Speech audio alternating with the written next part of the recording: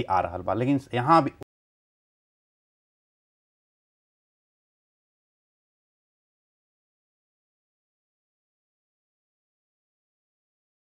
नहीं थे। यही वजह है कि भटकाव नजर आ रहा बा। मैं जहाँ तक मैं समझता हूँ कि मुझे लग रहा है कि अभी जो नए नए लोग आ रहे हैं इंडस्ट्री में वो आउट ऑफ स्टेशन के लोग कम हैं, और वहीं के किसी हीरो के, किसी म्यूजिक डायरेक्टर के, किसी इसके उसके वो ज़्यादा लोग हैं, भाई भतीजे बात। हाँ, तो मैं समझता हूँ उन लोगों ने वो दुनिया देखी नहीं है जो जो जो मतलब जिसके लिए हम काम करते हैं। वो समझते हैं वहीं बस हम उसी के लिए काम करते हैं, मेट्रो सिटीज़ के लिए काम करते हैं, ये फिल्में जो बनाते हैं सिर्फ मेट्रो सिटीज़ के लिए होती हैं।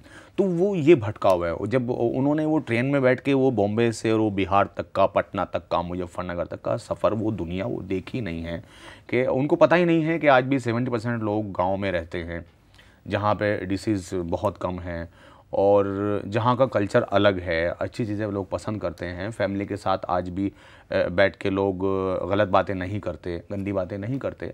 तो वो एक चल रहा है, वो कहीं ना कहीं एक कमी मतलब है, वो लोग पता नहीं क्यों वो देख नहीं पा रहे हैं। यानी कहीं ना कहीं राजनीति जे तरह से वंशवाद के चक्कर में जकड़ल बा, वहाँ भी कुछ खास फैमिली में जकड़ल बा पूरा बॉलीवुड। नहीं, ऐसा नहीं है, बट कहीं कहीं ऐसा है भी। और वो ऐसा नहीं कि वो लोग अगर काम करेंगे तो काम अच्छा नहीं होगा, नहीं, वो लोग भी अच्छा काम कर सकते हैं, कुछ लोग अच्छा काम कर रहे हैं, बट उनको चाहिए मेरे हिसाब से कि थोड़ा सा हिंदुस्तान बॉलीवुड से देखें, बाहर निकल हाँ, के हिंदुस्तान देखें, दुनिया देखें, और फिर वैसा काम करें। चलिए।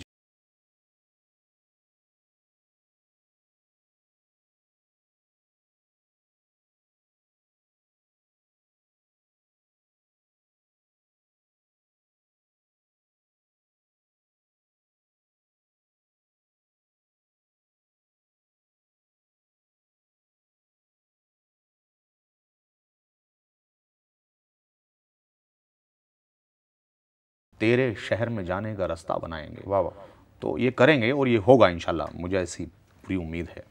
नया फिल्म आ रहा बा, नया फिल्म रवा कर रहा बानी। एक और स्थिति जो बन रहा पूर्वांचल, खासकर पूरे उत्तर प्रदेश और यूपी की बात कर ली जाओ, झारखंड के बात, प्रतिभा बहुत है, लेकिन प्रतिभावान जितना जो पूर्वांचल के लोग बाड़े, या फिर झारखंड यूपी के लोग, बिहार के लोग बाड़े, कहीं ना कहीं उनका साथ मुंबई में, बॉलीवुड में भी का एक तरह से पक्षपात या फिर कुछ हित दृष्टि से भी देखल जाला, वहाँ भी कुछ इस तरह की स्थिति बात है। हाँ, एक्चुअल बॉलीवुड में क्या है कि जैसे भी रीजनल काम है ये, मतलब जो पूर्वांचल की फिल्में बनती है जिन्हें हम भोजपुरी ही कहते हैं, तो उसको एक मतलब छोटा इंडस्ट्री माना जाता है। और बॉलीवुड में मीन्स वो ऐसा नहीं कि छोटा मानते हैं, वो बड़ा इंडस्ट्री है, अपने लेवल का एक इंडस्ट्री है और अपने लेवल का एक टैलेंट है, हर चीज़ है।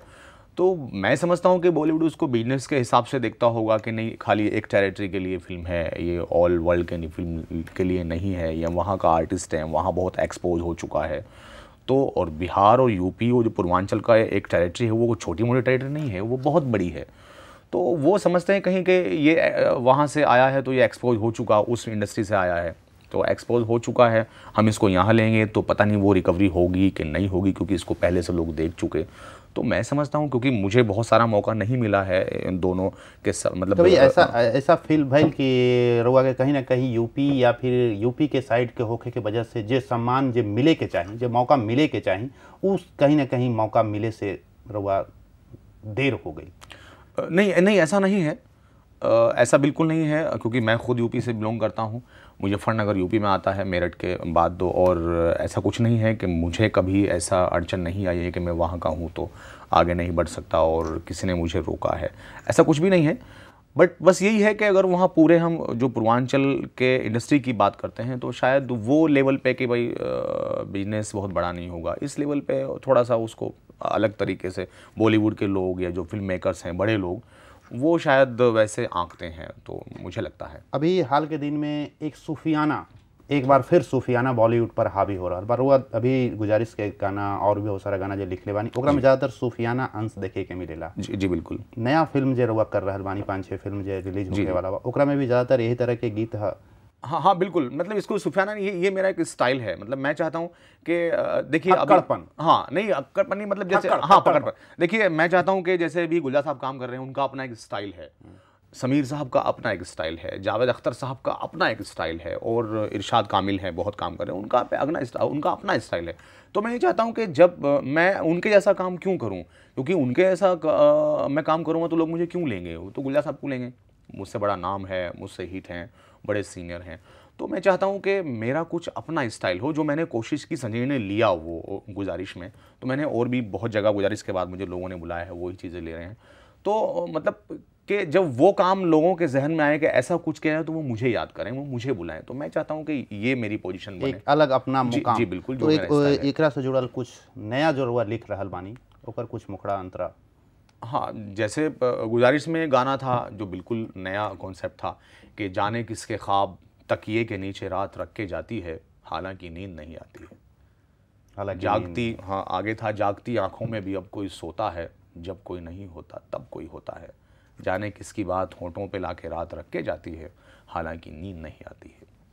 लंका में रुआ मनोज बाजपेयी जी के साथ बानी। जी हाँ जी, अच्छा आपने सवाल पूछा है। लंका में भी मैंने वही काम किया, उसमें थोड़ा सा टिपिकल वर्ड्स हैं।